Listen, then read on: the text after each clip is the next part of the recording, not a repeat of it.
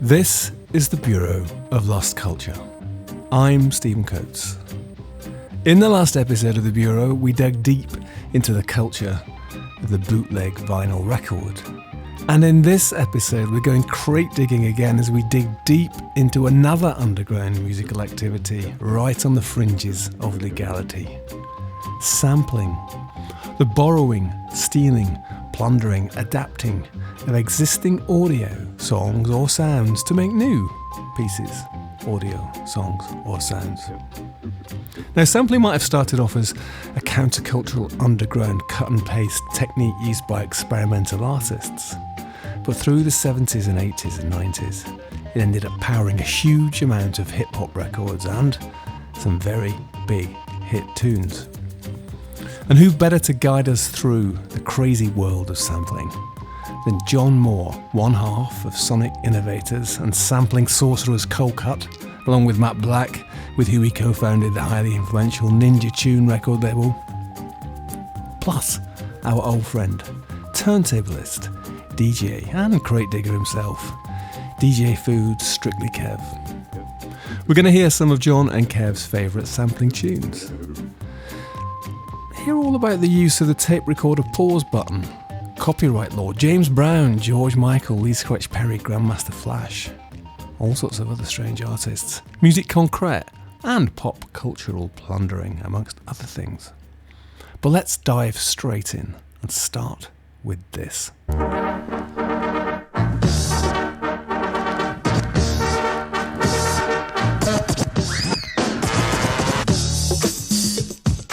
Rupert Bear was looking for something to do, or someone to play with, or just something really exciting and dangerous to happen.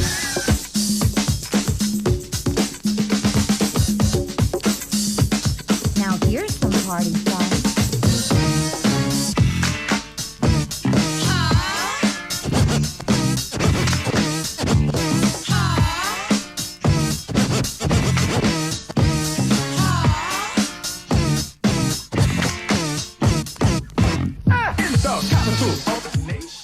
So kids, what time it is from 1987, and the author, or is it the author of a track that's been sampled or made of samples, is with us. Jonathan More. Hello, John.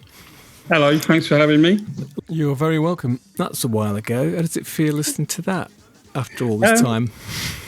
It's so much part of Matt and I's DNA now that I still really enjoy it. You know, I can see it's, you know, it's an amazing piece of work. Mainly Matt did 98% of that in his little bedroom in North London, and took him a long time to do it. You know, it's described as one of the first tracks to be made entirely out of samples, is it? Probably could be counted as the first UK mix made out entirely of other samples, but it's certainly not the first worldwide record, no. Do you mind me telling people of some of the samples that are in it? No, I'm absolutely not. I think, in fact, there's probably a YouTube video with all of them listed. You've got Bob Smith and Edward Keen's Howdy Doody, Louis Primer's I Want to Be Like You, James Brown's Funky Dunner, drummer, D-Train's Music, Incredible Bongo Band, Apache, Malcolm McLaren's Buffalo Gals, Bambara's Shack Up, Jimmy Castor, Bunch King Kong, Chuck Brown and Soul Searchers, Busting Loose. That's a fair list, isn't it? It is, yeah. Sounds like a great DJ set on its own. You know, it was part of the kind of scene at that time, the club scene at that time, rare groove scene, if you want to call it that. You know, that was an important part of it, those kind of mixes. So that definitely had an influence on the two of us. John, so you are obviously one half of Coldcut and credited as the pioneers for pop sampling in the 1980s, first stars of UK electronic dance music. And, of course, produced, written, wrote, remixed many people. And, of course, founder of Ninja Tune. And we're here with another one of your artists and collaborators, now known as DJ Food, or we call him Strictly Kev. Right, Kev? Hi, how's it going, Stephen? It's all right, yeah. So listen, you know, John was talking about that track, but I mean, for anybody who doesn't know what sampling is, and what is it? Well, it's a form of theft in a lot of ways. Yeah, John Oswald calls it electro-quoting, which is quite a nice bit of terminology which never caught on. But, you know, you're taking something recognisable from someone else And part of the joy of sampling and listening to sampled records or mixes is that you're recognising elements from elsewhere, and the art of it is putting those together interestingly, entertainingly, and sometimes humorously. There's a bit of humour in that Coldcut record, right? Oh, definitely. Jon, it's theft. Is that how you see it? A little bit of artistic theft, or is it something a lot more creative? You know, we've got to pick a pocket or two. And yeah, you know, if we were to have put that out and it kind of in an official capacity at the time, it would have got us into trouble. So we did actually take all sorts of precautions, i.e. sort of inventing various characters, and down to the fact that we even used a welder, like a little sort of soldering thing, to take out the matrix number on the inside of the groove of the record, so you can identify what pressing plant it came from. So, you know, there always was a concern, but it sort of got to a point where it became a Mexican standoff, really. And then, you know, the industry always recognises where there's money to be made. So they've tried hard to look at ways of making it function. Yeah, we're going to circle back to that whole legality thing. But for you, I mean, let's back up the truck with both of you. So, like, Jon, for you, when did you first become aware of this thing? Let's call it sampling. You know, was it pre that time? I mean, when did you first hear about it, and what did it mean to you? I suppose, you know, you're looking really at the late 70s, early 80s. In this, you can start going back to that point. So you go back sort of 10 years from where we made that record, and you're looking at, you know, disco DJs doing mixes, bootlegs of disco records, kind of tape edited together. Not to forget, of course, all the various artists that you know, used the idea of sampling, not necessarily records, but sampling art and sampling language and various other things that predate that. So, you know, you can then go William Burroughs and Kurt Schwitters and Salvador Dali, and, you know, references, really, I suppose. So there's a combination of a sort of DJ mentality of making a mix, and then a sort of cultural references and the cachet that's involved in those recognizable chunks. And, you know, I saw that in quite a lot of different records. Brian Eno and his stuff, you know, there's plenty of sampling in there, especially the stuff that he did tour on with various other people. I think My Life in the Bush of Ghosts, I think, was that's a big sample record. Big sample record, right. So, Kev, I mean, you're a DJ and too, and so there is that live performance aspect of it. Some of it came from, isn't it, mixing two records live and then coming up with a third thing? Yeah, definitely. I mean, you know, Grandmaster Flash was probably the first sort of master of that. Grandmaster Flash and his Adventures on the Wheels of Steel came out in Sugar Hill, I think 81, which is basically him cutting together Blondie, Incredible Bongo Band, Chic, Queen, and people like that, and mixing it into a sort of non-stop party mega mix with the Furious 5 rapping. Actually, he even cuts up his own Furious 5 records into the mix as well. But I think the most going back a bit further, as Jon was saying, you know, the art world was the first sort of cultural sector to sample, and you've got people like Warhol, obviously, Dali, as you said, and you know, Lichtenstein copying from comics and things like that, and that seemed to just be taken as a given. You know, pop art was, you know, them plundering, you know, the world of commerce, and I don't know if there's any lawsuits attached to any of that. There probably was a few, but. Yeah, and then like with some musique concrète and stuff, which was cutting up and using tapes quite early on, right? In even the 40s and 50s. I mean, Jon mentioned William Burroughs, and we were talking about him earlier, wasn't it? With it going around London with his tape recorder, just pressing record sometimes. Then just it all came together in a kind of quite a random way. I don't think anybody was suing Burroughs, were they, first? Well, a lot of that it tended to be concrete sounds, you know. So it was they were taping the sounds of metal and noise from the street in the city, maybe. Maybe one of the first recognisable sort of tape art pieces that I've brought along is the James Tenney piece, collage number 1, which is called Blue Suede in brackets, which is basically Elvis chopped up, and this was from 1961. It's one of his first tape pieces. And it's recognisably Elvis.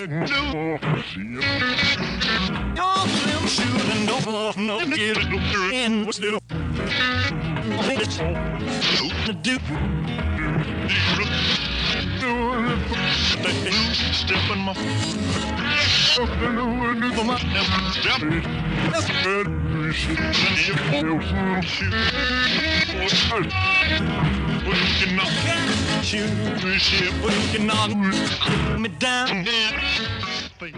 I never heard Elvis sound like that before. No, it's pretty good, isn't it? You think the King and Rock and Roll would be happy with that remix? I don't know. You know, I think it would have been so under the radar for him and his people, and also so sort of esoteric that I doubt it ever even, passed his ears. John, so we're going to hear one of yours in a minute. Now, it's Lee Scratch Perry, the late great, just died, right? I mean, what role did he play in all this? I heard these found sounds, I suppose you could say they were, on his mixes. So, everything from boing, clock sounds to, in particular, this one where there's these kids that are laughing, and he's obviously tape edited it somehow unless it just fell in rhythm, but it's perfectly in rhythm in this track, People Funny Boy. It's not obvious necessarily to a lot of people, but, knowing his work, there's a lot of bits of found sound and sampling and stuff, and bits where you can just hear him rewinding tapes and sort of flying things over. So it was quite influential on the way I thought about sampling as well. So obviously he's not using like a traditional method as such. It's more I think tape edit.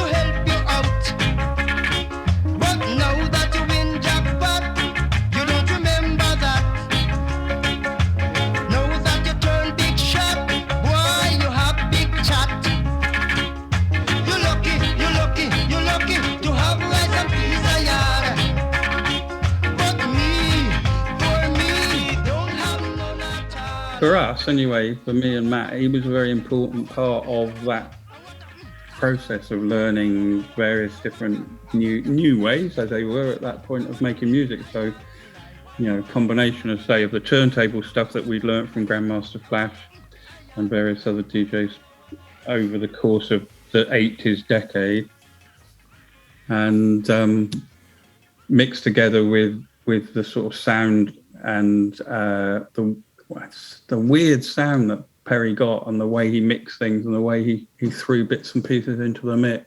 So he was using the tape recorder, right? So this is all pre-sampler as we know it, pre-sort of Akai and all that, right? Yes. And the thing which strikes me about that kind of music is that I have no idea like how musical he was in a traditional way, or actually how musical you guys are in a traditional way. I mean, you might be classically trained for all I know, but I mean, the thing which strikes me about that way of making music is that you didn't need to be classically trained. You didn't need to be musical in the traditional sense at all. You needed to have imagination, right? Yeah, it's absolutely true. I mean, you just have to listen to Lee Perry talking on his own. We actually recorded stuff with him when we did the Meltdown for him at Royal Festival Hall, and just the way he talks, it's music, it's very poetic, and he's like James Brown. James Brown wasn't traditionally trained musician, but what he does is he brings this otherworldliness to the mix, which makes it very special.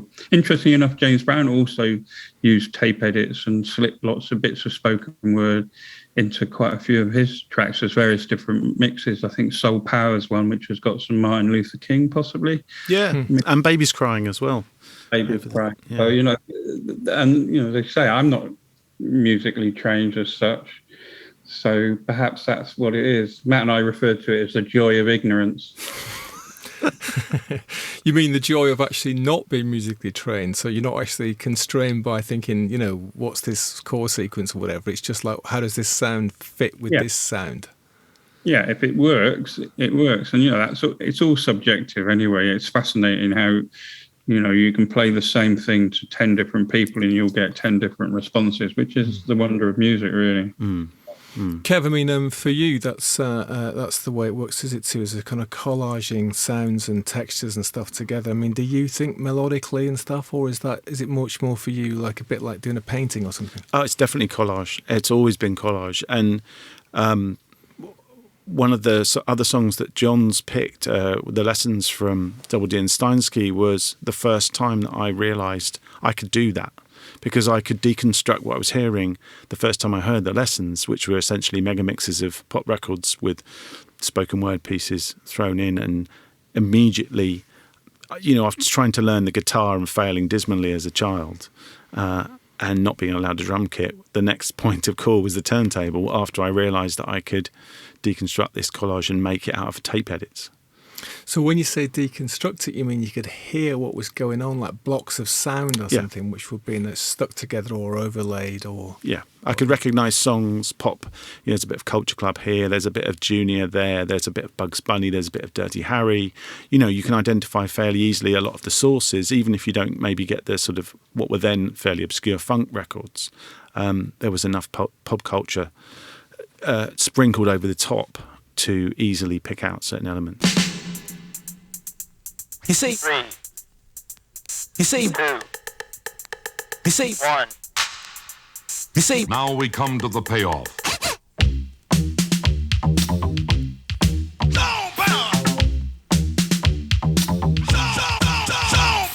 Punk, rock, new wave of soul, pop music, salsa, rock and roll, calypso, reggae, rhythm and blues, master mix those #1 hits. Play that favorite song of mine and accept my calls on the request line. DJ will play just for you, but I gotta get down and show I know how to.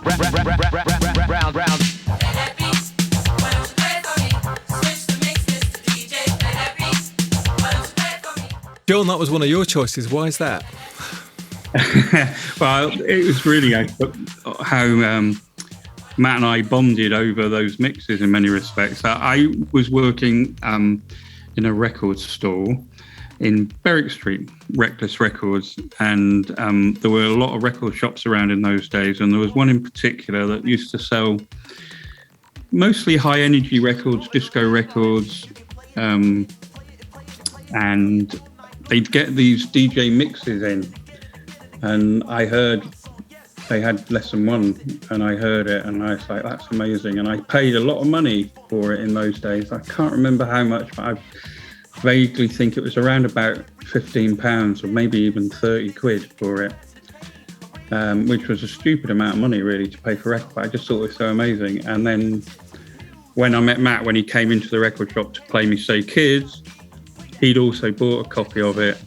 And so, we got chatting, and it's in a way, it was what we did in the early days was a homage to Double D and Steinsky. It was so clever what they did. When you heard it, you could sort of deconstruct it. You can think, hold on a minute, I know what's happening there. And and then you can set about trying to not to remake that track, but to do something like that. Yeah, so it gave a template, a very good, clear, evidential template about how to construct effectively a song out of other people's songs.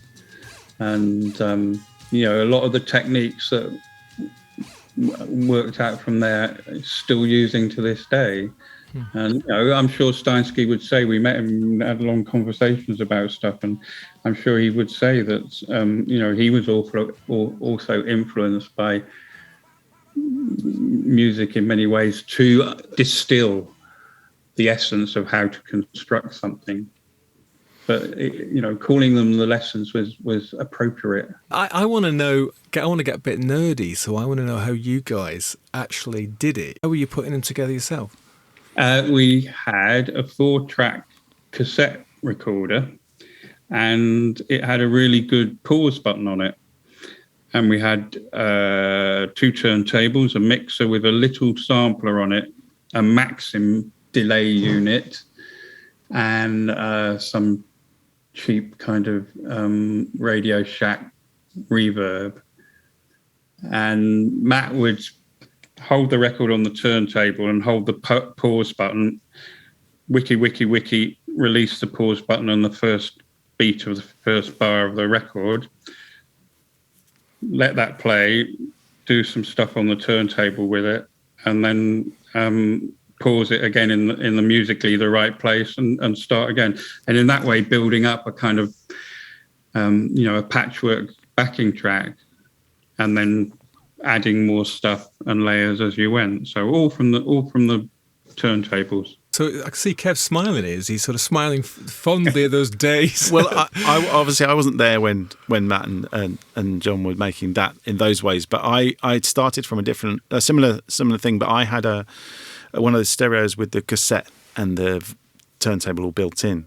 And what Jon said at the start there was you needed a good pause button, and a good pause button would cleanly cut where you paused it without a click and without a crackle and without basically sort of muffling the tape, because there was sometimes you had to do a drop in, which was where you get to a point you'd have to do an edit, and it would kind of mangle the tape if you didn't have a good tape edit, a good tape machine and a good sharp pause button. You need something that clicked and clunked, not a sort of push button thing like later. But I used to do that with tapes. I used to have I only had one deck when I first did my first one turntable mix. I used to play stuff off of the turntable, record the section I needed, and then kind of pause it and go into a little. And I used to do sort of little. They would be Latin Rascal-esque sort of tape edits, but with a cassette rather than an actual reel of tape and a razor blade, as in they would have done in New York, where you stutter something and you repeat it like a sort of 19 effect, like a Paul Hardcastle. Right. Would do that with the tape player, like film editing tape. Yeah. I mean, right, yeah. So, Jon, I mean, the thing about that is that listening to that double D track there and what you're talking about, and it actually listening a bit earlier to say, kids, what time is it? Is that it's not like I can hear the technique that we're using, but it gives it a certain flavour, right, which it seems to me is missing from computer edited stuff. Something to do with is it something to do with the hands-on, and the simplicity of the technology that you've got to be quite inventive or something? I definitely think that the restriction in the technology in those days helped be creative, because you had to find ways around it, and also the timing is still quite natural, because you're not tying it to a template, to a grid, to a graph in any sense whatsoever. So interestingly, I took that 4-track cassette player and digitized it a few years ago, and digitized the original cassette and could put it into Ableton, which is a bit of software that enables you to make music. And I could see, and it doesn't stick to one tempo. It actually gets faster and faster towards the end. Which is a musical device that they use in classical music to make things more exciting. Right. So you guys were getting more excited as you went on. With the I mean, it's a natural DJ thing to do, but yeah. But it was interesting that rebuilding it in Ableton was fascinating, really, because it did take a certain amount of the life out of it. And actually, when I did that, I learned a bit more about how to sort of change the way I worked in Ableton so that I could still bring that ability. So now, if I do a mix in Ableton, I will kind of fuck around with the tempos and what have you, and I try and think in the way that I would have done it on turntables and using a 4-track and what have you. Yeah, there's a rigidity to digital technology sometimes, which you can overcome easily. But I remember doing a collaboration with somebody years ago, and he sent me some parts for a tune we were collaborating on, and I put it in, and it would drift out of tempo, and I said, I thought this was 84, but it's gone up to 86. And he said, oh, yes, I've put that in. I basically wanted it to sound more live. And there's a natural thing for most DJs to start off slower and build in tempo towards the end of the night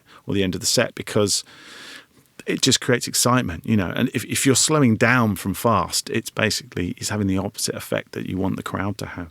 I think that's a kind of common thing with most DJs. Well, also, I mean, even with like Beatles records and stuff, you can tell that when they've come to mix them, they've actually just speeded up the tape a bit, haven't they? 'Cause it's like you try and play along with them, and it's like, what key's that in? Yeah. There's an Jimmy edit, Rogers. isn't there, from two different pieces, and Yeah. they're in different Yeah, tunes yeah. because they've been. And of course, talking about the Beatles, so of course they were doing a bit of sampling themselves, weren't They they? were, yeah. So 68, the White Album's got Revolution No. 9 on it, which is John Lennon and Yoko Ono's sort of concrete piece, isn't it? Where they're flying in bits of, is it King Lear? From a BBC radio play that was actually on the radio at the time they're recording. It was that random, you know, they were literally just flying in bits. But before that, you had, the year before that in 67, you had Marshall McLuhan releasing the audio version of his Medium is the Massage book on vinyl, and almost sort of quoting from the book and recreating a soundscape collage in a studio, not necessarily sampling other people's things. I think it was all pre-recorded and then collaged in the studio, but he's doing an audio version of his own book. Jiggery pokery and talk straight turkey. The word is out. Goes without saying. I'm not too awfully concerned about this. It's just a phase.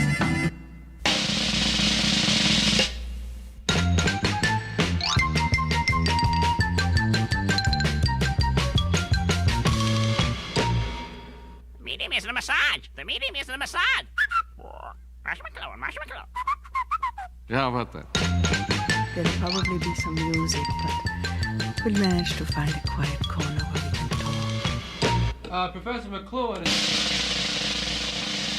Our time is a time for crossing barriers, for erasing old categories, for probing around. That's what you were doing, isn't it, John? You were erasing old barriers and probing around. Well, that's one way of putting it, yes. It's the object of every artist, isn't it? Yeah. I think the probing is something I might disagree with. Barriers, definitely. You know, I'm still intrigued by the way you guys work. So, okay, so you started off with the cassette, with the 4-track cassette. And then when you guys working together, so like as DJ Fit originally or Ninja, and you did some stuff together. So how would it work? I mean, is somebody crate digging? Is somebody sort of like playing a record and said, listen to this beat or listen to this bit here? I mean, how did you put it? I'm intrigued when you're actually collaborating, how you actually brought all these samples together, or did you all build up huge libraries of stuff which you thought cool and then just start throwing them into the pot? You know, I immediately think of Beats and Pieces Mark II. More Beats and Pieces, yeah. More Beats and Pieces, exactly. And, you know, that was quite an interesting way of working because the original one was done in a similar fashion to, say, Kids. So, except we used a 24-track rather than a 4-track and went into a proper studio. But we still made tape loops. We still did it all off record, and we still just kind of chopped it up from, you know, started at the beginning and then just made it up as we went along. So the More Beats and Pieces, we did a lot of programming. I worked with this chap who's a brilliant drummer, so we did loads of new drum breaks based on old drum breaks, but actually recorded in his studio and then sampled it all up. So then we had a whole bunch of samples, and then we made a record, or 2 records, I think. I can't quite remember now. Literally cut records for DJs with the samples on. Yeah. So you actually put all the samples, got them like on a dub plate or something, did you? Well, it was actually pressed. It was a pair of vinyl records. This is a very unorthodox way to do it. I think maybe you had the money to do it, didn't you? And you know, they weren't very expensive in those days, cutting 50 test pressings or whatever it was. No, it wasn't significantly pricey, and we'd done all the mastering and all of that in-house, so we didn't really have to do that. So it was just a question of sticking it onto vinyl. So it was self-indulgent, though, I will be honest to say that. But without that, we wouldn't have been able to have made that record. No. And then a lot of those records were then sampled, they were scratched, they were sent out to other people to remix, like Kid Koala, Q-Bert, I think Tortoise did a mix as well, myself and Ollie from the Herbalizer did a mix, and we would jam live with the literal vinyl using that as the source. So that gave it and then another sort of analog kind of quality as well. And you could literally, this is before there were no sort of digital DJing systems, so if you wanted to scratch the thing, you had to fake it. you had to kind of almost cut in a scratch sound and then dub on the effect that you were going to scratch, and it never sounded quite the same. Amazing. So I mean, so the idea of putting it onto vinyl means that actually that gives it a certain sound anyway, right? And then also then you can play with it, right, as a physical thing, right, which you can then sort of take it another analog layer in, and so the sound itself starts to get even more changed. Is that right? Is that it? Yeah, definitely. I remember when we were actually sort of auditioning the breaks, there was quite a lot of auditioning going on in the studio where we'd all bring different records and go, how about this, how about that? And I think I brought in some sort of, I probably shouldn't say who the breakbeat was for, but let's say a famous rock drummer's break, and we used it in one particular bridge section of the song. But Paul Brook, the programmer, sampled it in and basically chopped everything up and then swung the whole thing so that it was the same pattern, but it had a way more swing. It wasn't a straight rock drum anymore. It was more of a sort of a funkier version. A funky version of Led Zeppelin? Not Led Zeppelin, no. Did I say that? Right, so Jon, so you were experimenting with a lot of different techniques and stuff. Now you've got another track here which is quite interesting, which is this Dickie Goodman Flying Saucer. Just tell us about that. This was used by Double D and Steinsey on the lessons, this actual track, Mars Needs Women. Is that the phrase? Yeah, Kev? That's right. That's on lesson 3, yeah. And, I'd been aware of these mostly 7 inches, and mostly actually made by radio DJs in America. And they go, I suppose you could say, under the term of cut-in records. So effectively the radio DJ would say some clever bit of stuff and then cut a record in and play a little bit of maybe the Drifters, Saturday night, and then make a little story by chopping these minute little parts of records together and sort of quote from a James Brown record or quote from somebody else. And it fascinated me that they were able to do this and sort of get away with it in some respects. But it seemed very popular. There was a lot of them about. It's an area of record collecting that I was quite interested in, but I've sort of given up now, to be honest. But there's probably a whole ton of really interesting records. There was a lot of cash-ins because, they were quite popular, weren't they, Kev? I don't think, but, they sold. But then all sorts of weird records sold in America back in the day. So, yeah, they were novelty records, really, and I think they were more prevalent sort of in the 60s. And the genesis of them all was always there was a question and answer thing. The DJ or sometimes the commentator or on the spot reporter would ask a question, and the answer would come back as a quote from a popular song of the day, answering his question. We interrupt this record to bring you a special bulletin. The reports of a flying saucer hovering over the city have been confirmed. The flying saucers are real. Feel when I feel what my heart can't conceal. That was the Clatters recording Too Real. We switch you now to our on-the-spot reporter downtown. Come on, baby, let's go downtown. Take it away, John Cameron. This is John Cameron downtown. Pardon me, madam. Would you tell our audience what would you do if the saucer were to land? What I'm gonna do is hard to tell. The gentleman with the guitar. What would you do, sir? Just take a walk down the It's absolutely brilliant, isn't it? It's so inventive, actually, and creative, isn't it? There were loads as well. There was a lot about the flying saucers, and then there was Santa Meets the Flying Saucer, and then there was a James Brown one, a Shaft one, a Mr. Jaws one, Superman. All cultural icons of the day were kind of gone through, and I think it got old quite quickly, but. Dickie Goodman was one of the sort of definite pioneers of that. And nobody was bothering about getting permissions and licenses and all that sort of stuff, right? They're just getting on with it, right? Well, I don't know. I don't know how much of a hit some of them were, but I'd imagine there was a writ if there was a hit somewhere. Right. Well, let's talk about that, actually, because it is a big area in sampling. Jon, why is sampling on the edge of legality? Well, you're, effectively infringing somebody else's copyright when you actually take an existing work.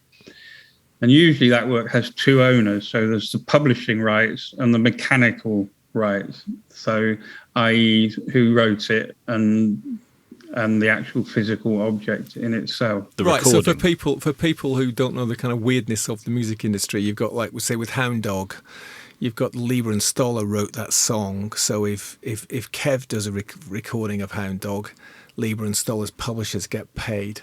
But then Elvis, of course, recorded it. So if you play out the Elvis version, Elvis's estate is going to get paid. It's for people outside the music industry. It's always a bit weird, isn't it? There's these two sides of it, right? So exactly, and so most artists, if they've created something, have a view that that's a significant asset as such, and so they want to protect that. So not necessarily financially, it can be just protect it culturally.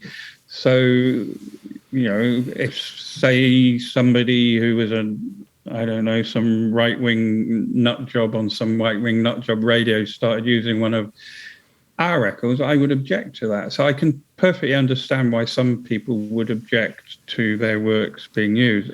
Other people had no problem with it because they could see the creativity and they could see the sort of in a traditional sense, how that works. So George Clinton was a good example. So he was asked about what he thought about, De La Soul sampling a lot of his early work. And he said, De La Soul, no problem. They pay real good. Others can really object to it and don't like it at all and don't understand it. And I think in a way it is the artist's prerogative to do that. And, it's unfortunate that sometimes that you can't necessarily use a sample that you want to. Actually, the sort of illegality of it gives it a sort of kudos, a cachet of difficult to define, but it sort of does.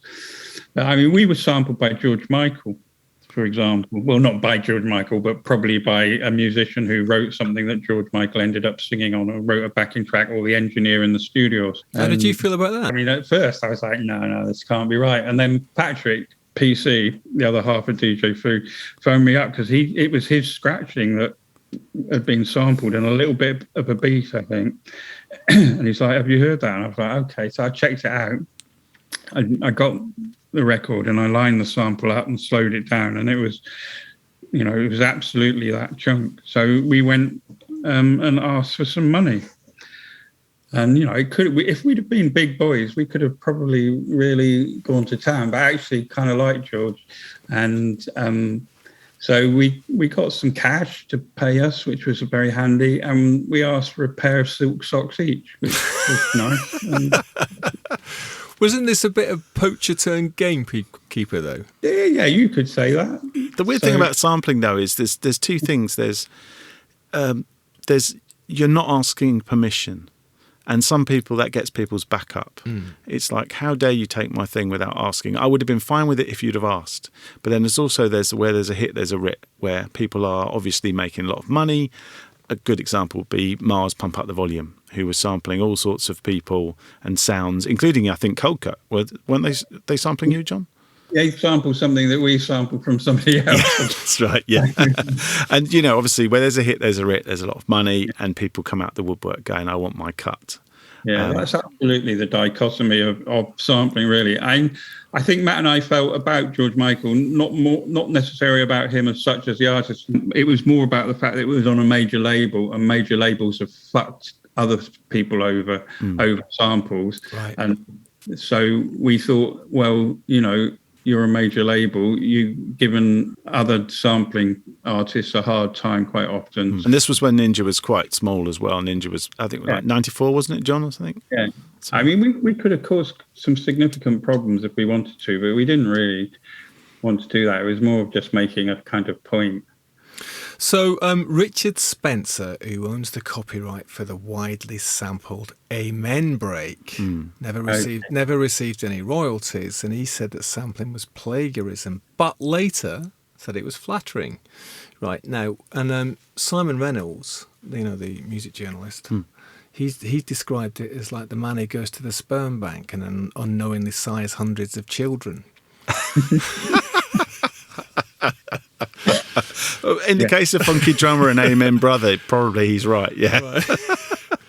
But on the other side, the Turtles sued De La Soul for using an uncleared sample. Total Singer, this is a bit harsh. Mark Volman told the Los Angeles Times, sampling is just a longer term for theft. Anybody who can honestly say sampling is some sort of creativity has never done anything creative. Ooh, there's a man burned, isn't it? Yeah, well, you know, it's no wonder they didn't get very far with an attitude like that. Because, I mean, I think what you're both saying is that, like, okay, there's a whole legal thing which we can keep coming back to, and there's something to be addressed there, particularly from the artist's point of view, maybe more than the label's point of view. But, of course, it is incredibly creative, isn't it? This thing about bringing different sounds from all over the place, all over music history, all over the world, possibly, and bringing them together in a new way. And the point has been made, and I'd be interested to hear what both of yours view on this is that when the legal eagles got involved, the writs started flying around, and there were some big high-profile cases of records being pulled. That had a very chilling effect on hip-hop, because that had depended upon actually being able to kind of fairly widely plunder stuff. But in a situation when everybody's looking over their shoulder and getting very nervous, it had a constraining effect. I mean, is that the case, do you think? Definitely, yeah. I mean, hip-hop started out copying by live replays of things like Chic and the disco era. And then people got samplers and started sampling. But this was still a very underground music, so it was barely getting radio play. It was getting club play, and it was getting, good word of mouth and underground exposure. But it wasn't until there started being the hits, Run DMC, who themselves plagiarized Aerosmith with Walk This Way, but got the band involved to basically kind of make it okay. But they were previously sampling people like the Monkees, and then obviously De La Soul was the big, huge case where 3 Feet High and Rising blew up and was an international #1 hit singles, sampling Hall & Oates and Steely Dan, and they were fairly blatant on that record, but it started out as a sort of underground collage sort of piece by Prince Paul. I don't think they expected it to blow up quite the way it did, and that was really the where the floodgates opened and the lawyers got involved. And Jon, did you feel that it had a sort of chilling effect on what you could do when knowing that the kind of legal spotlight started to shine on people? I definitely think it had an effect on our attitude towards making music, certainly. But I think there are still plenty of people out there who've got catalogue who are quite happy for sampling to take place. So, there are people who can see that actually when you add into the mix, it can be quite a significant earner for everybody. So, we all bring something to the table. So I think it's better to have a slice of a larger pie than it is to have a slice of a smaller pie. And that's kind of how we try and explain that to people. So, for example, with Mr. Scruff and his sampling on Get a Move On, at first they were pretty moody about it, but they saw the benefit and we worked together. And I think, ultimately out of that, both parties got a better result rather than one person sort of shutting it down and actually then suffering themselves. So it's just an attitude, isn't it? And I totally get why some artists don't want that to happen. Yeah, that's another thing about sampling, is it's a career reviver. James Brown's career was pretty much in the dumper by the time he was being discovered and resampled by hip-hop artists. David Axelrod was barely known until people like Shadow and Puff Daddy and people like that started sampling him, Dre and all that. I was out with for dinner with David from Mute the other night, and he was telling me that quite recently Kanye West has got a track which has got a sample from a Mute artist, and it's somebody from the 80s who was really obscure, like an 80s Manchester indie band. Heaven knows how it ended up on a Kanye West record. I guess, like Jon was saying earlier, it's probably a programmer's, not Kanye West himself, but a programmer's put it on there. But what David was saying was amazing is that they didn't clear it in advance. After the record was out, they came to Mute. And of course, like Jon was just saying, Mute take a collaborative approach to it rather than we're going to screw these guys because we've got them over a barrel. Like it's like there's some business to be done. But what you were saying then, Kev, is because in a way for a band who's maybe made a couple of records in the 80s and 90s and then, they're getting on with the rest of their lives, it's like Christmas, isn't it? I mean, suddenly like you get a phone call and say, hey, you got a paycheck, you're going to get paid, right? That's nice, right? Yeah, and someone of Kanye West's size or Dr. Dre's size can afford to do that. Put the record out and come. They've got the funds. They've got the money to pay. Sounds good. Jon, you got this track by the Browns. What's that? What's that? What's that? What's that? What's that? What's that? What's that? What's that? What's that? What's that? What's that?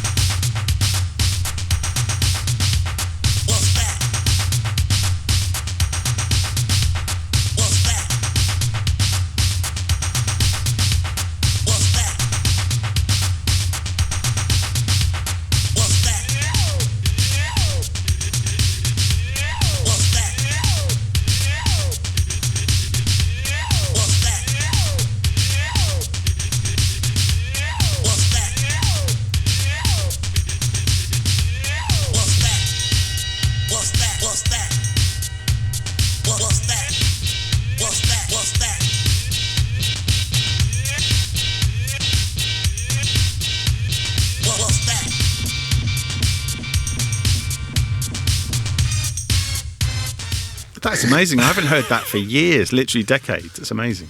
That's somebody who's just got a sampler, isn't it? Yeah, that's what I love about it. I mean, it's an early tune as well. It's sort of 85, I think. Yeah. Maybe earlier than that, maybe 1984 house record. I just loved it. It is that kind of stabby finger stuff. Yeah. But it's just, for me, that is so much about sampling. I remember that I loved going to America because when you press the button at the crossing, it would say walk. And I'd spend hours just standing there going, walk, because I just loved it. But, that record is punk, pure punk house Chicago style. And it's just brilliant. And, probably they got a little keyboard that had just about enough sampling to do that.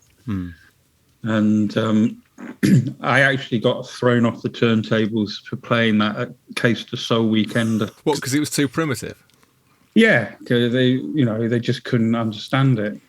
Brilliant. But there was a lot of records like that around that time that kind of jumped off of that Buffalo Gals Art of Noise-esque kind of sound collage, and a lot of early samplers, Paul Hardcastle, another good example, sampled voices, and that kind of got old a little bit quickly, the sort of 19 thing. And people got more into the musical side of things. But there's a whole raft of records, especially early house records like Chippy Like This and We're Rocking Down the House, where it's just the same phrase repeatedly and rhythmically, spliced across the record, probably live as well and triggered via a keyboard. Right. I mean, there's something also very playful about it, isn't there, as well? And it's like it sounds like somebody having fun, right? Yeah. Totally. Jon, that's a lot of the stuff that you did like that. It's quite mischievous. It's quite fun, isn't it? I remember your Peter and the Wolf, and it's kind of a bit mad, isn't it, as well? And there's something almost kind of vaudeville about it, right? It had a sense of humour, and we wanted to instill that into the records. And I think that quite an English thing or British thing. Not that I want to be UKIP when I say that, but, people of our generation, we've been brought up on some excellent old television programs, like Doctor in the House. Yeah. So, hence where we we had a Rupert the Bear sample from one of those records and a BBC Bang on the Drummer break from a BBC children's program. So, there's a lot of that that infused our work. It's good to be able to be playful like that and political at the same time. And it's quite difficult sometimes to do that without coming across heavy-handed. But there was a whole other side to it which you've got into. I mean, you've also got into, Kev, haven't you, which is more kind of ambient, more esoteric. And I mean, then the records like DJ Shadow's introducing, was that a kind of landmark in a way in sampling? A lot of people sort of say it's the first sampled album in history. It's not, but it was a landmark for a lot of people. For what we were doing, it wasn't that new,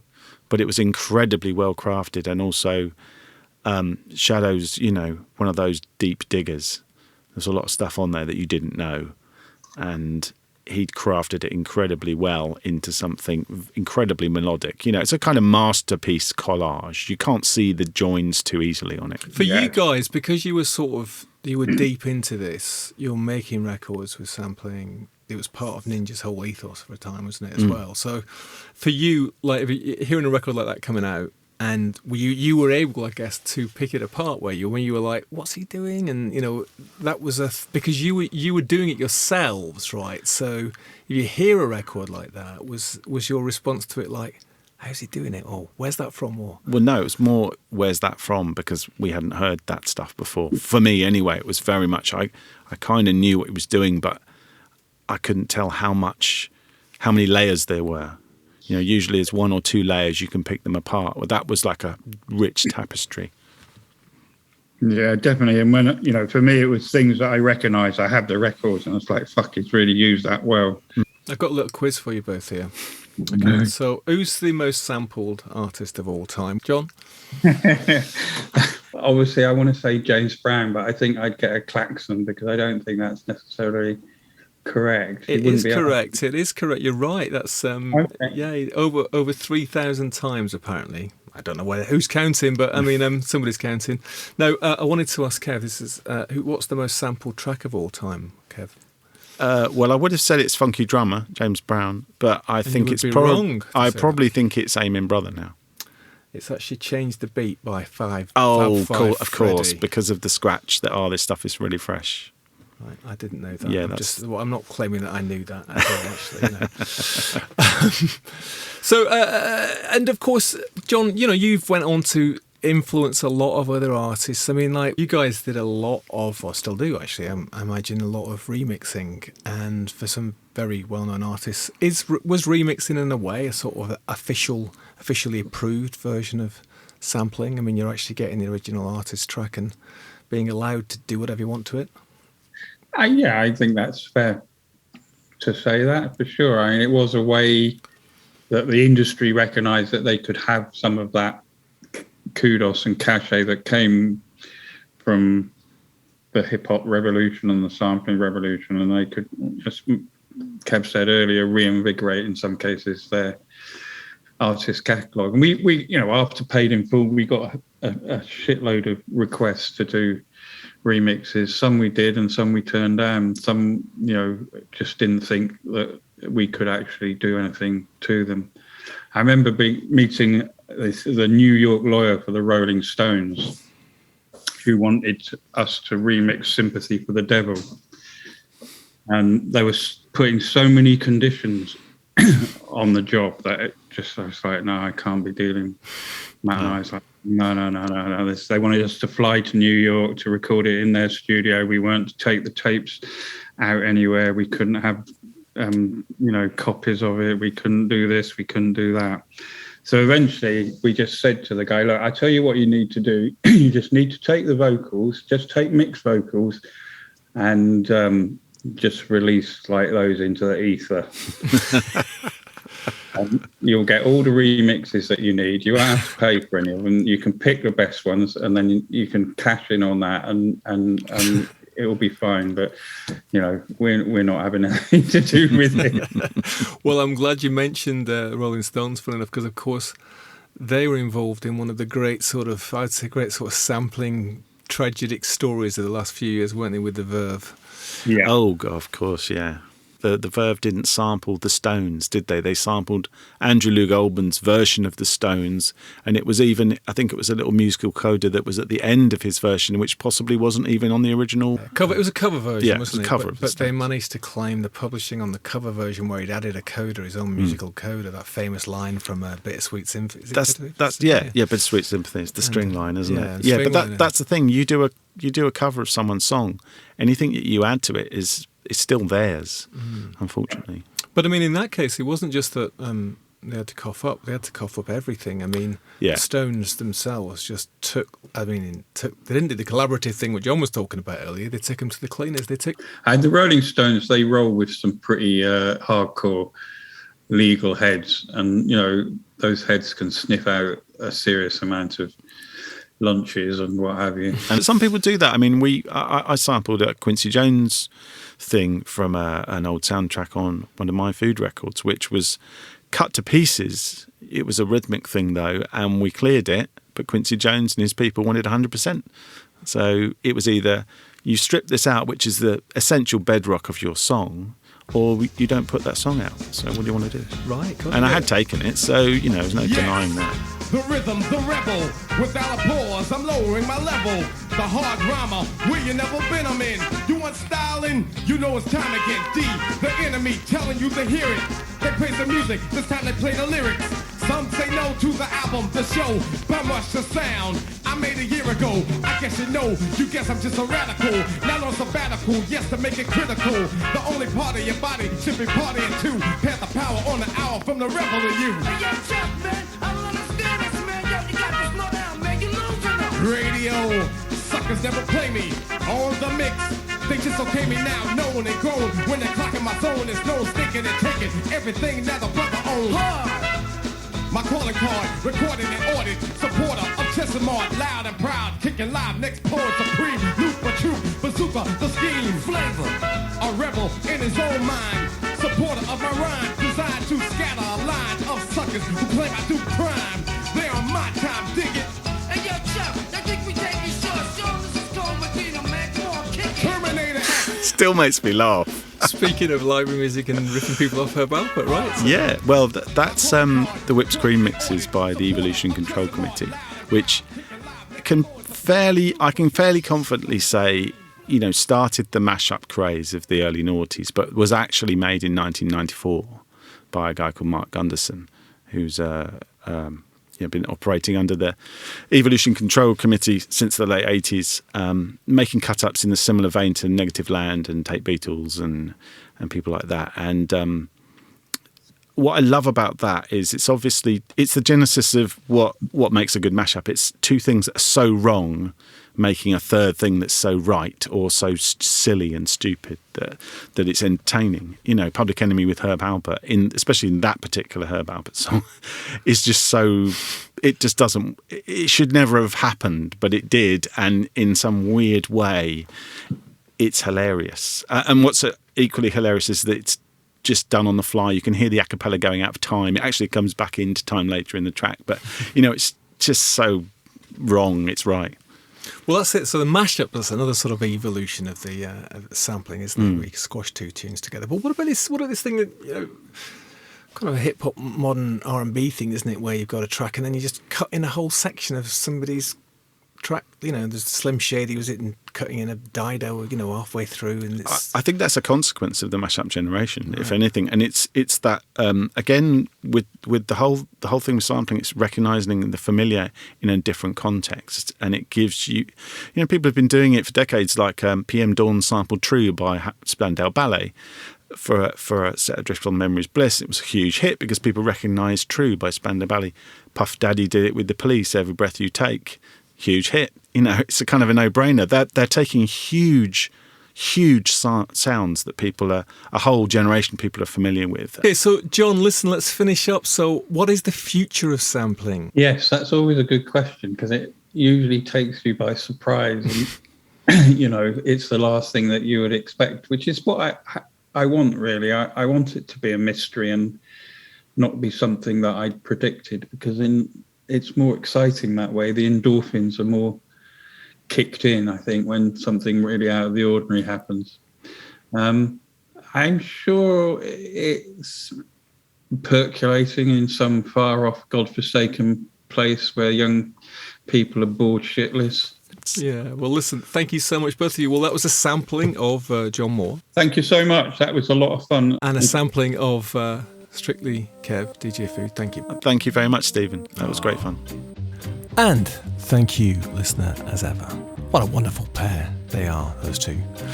Our conversation was a lot longer, couldn't fit it all in, unfortunately, but Jon is going to come back and talk about his experiences with pirate radio and pirate TV, and for sure Kev's going to be back with all sorts of other countercultural related conversations.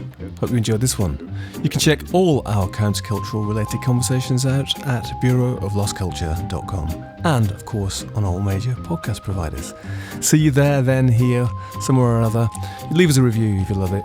We'd love to hear from you. All right, next time, I'm Stephen Coates. This was the Bureau of Lost Culture.